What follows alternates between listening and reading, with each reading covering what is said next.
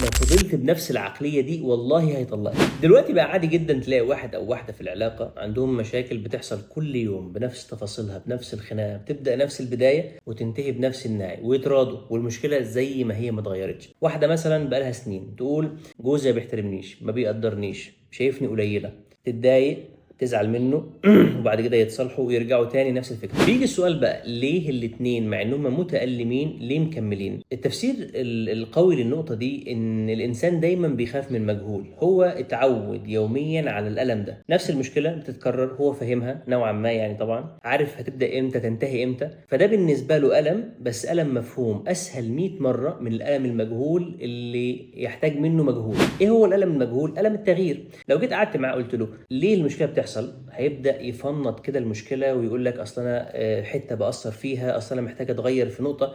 ده بالنسبه له مرهق ومتعب وبيسبب له الم. فعلشان كده في ناس بتفضل الالم اللحظي اللي هم عايشين فيه ده افضل كتير من الالم اللي هم مش فاهمينه، والنتيجه نفس المشكله بنفس تفاصيلها بنفس العواقب بتاعتها. فقول لي بقى دلوقتي، عندك القدره والتحمل انك تتحمل الالم بتاع التغيير، ولا ناوي تعيش في نفس الالم اللي انت اتعودت عليه؟